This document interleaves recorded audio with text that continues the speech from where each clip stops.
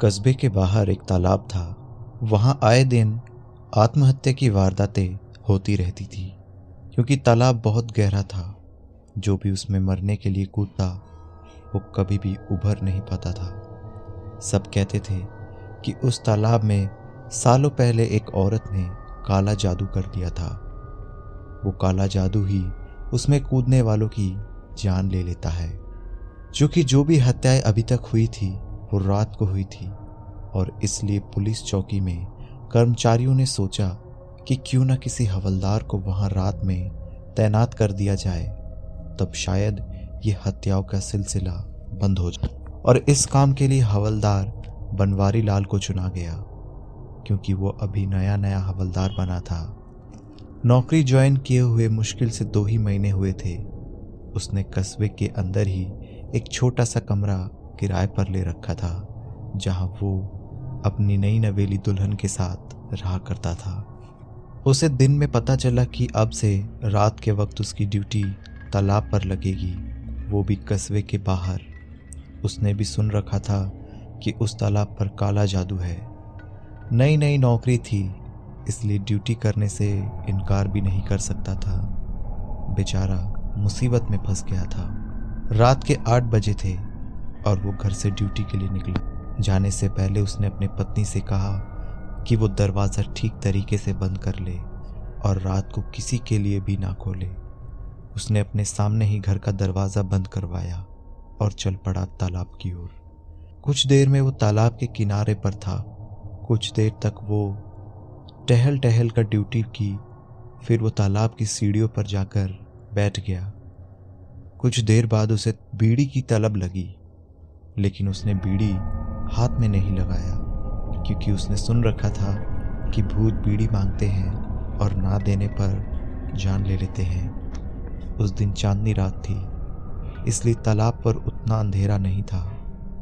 बनवारी लाल ने टॉर्च जलाकर अपनी कलाई पर देखा तो ठीक 12:15 बज रहे थे। बनवारी लाल को अब और भी डर लगने लगा था, लेकिन ड्यूटी छोड़कर वो घर भी नहीं जा सकता था। कुछ देर में उसको झपकी सी लगने लगी, लेकिन उसने अपने आप को संभाला। तभी वो देखता है एक सफेद सी परछाई तालाब से निकल रही है। डर के मारे उसकी घिघी बन गई थी। उसने सोचा शायद ये वही काला जादू करने वाली औरत है। वो परछाई धीरे धीरे बनवारी लाल की ओर बढ़ने लगी।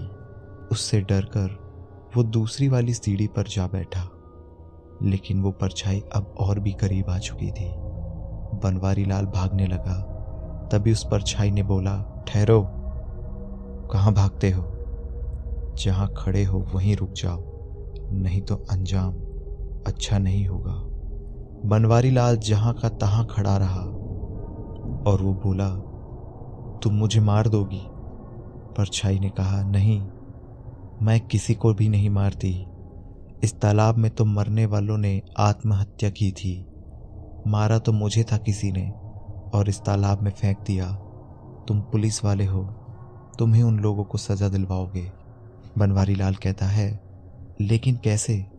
परछाई कहती है, जहाँ मेरा घर है वहाँ तुलसी चौरे के नीचे एक गड्ढे में लकड़ी के बक्से के भीतर मेरी लिखी डायरी है।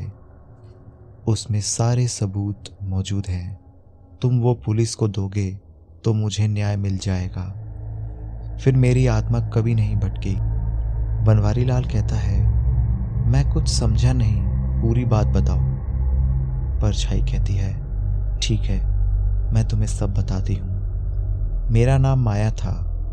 16 साल की उम्र में मेरी शादी कर दी गई। विधवा माँ थी मेरी। दहेज में जितना हो सका उसने दिया, लेकिन मेरे ससुराल वालों को संतुष्टि नहीं हुई। वो आए दिन मुझे मारते पीटते और दहेज की मांग करते। फिर कुछ महीनों बाद मैंने सबको खुशखबरी दी कि मैं माँ बनने वाली हूँ। फिर मैंने एक बेटी को जन्म दिया। सबको बहुत बुरा लगा। दूसरी बार भी मैंने बेटी को ही जन्म दिया, लेकिन इस बार वो बर्दाश्त नहीं कर पाए और एक रात मुझे और मेरी बेटियों को बेहोशी की दवा खिलाकर तालाब किनारे ले आए। मुझे तब तक होश आ चुका था, लेकिन उन लोगों ने मेरे हाथ पैर बांध रखे थे और मुंह पर पट्टी बांध रखी थी। हम तीनों को इसी तालाब में फेंक दिया गया। भला मौत से मैं कितना लड़ती, आखिर में मैंने दम तोड़ दिया। फिर मुझे काला जादू करने वाली औरत के नाम से उन्होंने बदनाम कर दिया। मैं तुम्हें अपने ससुराल के घर का पता बताकर जाती हूँ। और इसी तरीके से उस परछाई ने अपना पता भी दिया। फिर बोली, एक तुम ही हो जो वो डायरी ढूंढकर मेरी मदद कर सकते हो। और इतना कहकर वो परछाई गायब हो गई। कुछ देर के लिए बनवारी लाल का दिमाग सन पड़ गया था, लेकिन बनवारी लाल ने ठान लिया कि वो माया को न्याय दिलवाकर ही रहेगा। और ठीक उसने ऐसा ही किया, और इस तरीके से माया को न्याय मिल गया। एक रोज़ बनवारी लाल तालाब के पास पहुंचकर बोला, लो माया, अब तुम्हें कोई भी आज के बाद काला जादू करने वाली औरत नहीं कहेगा।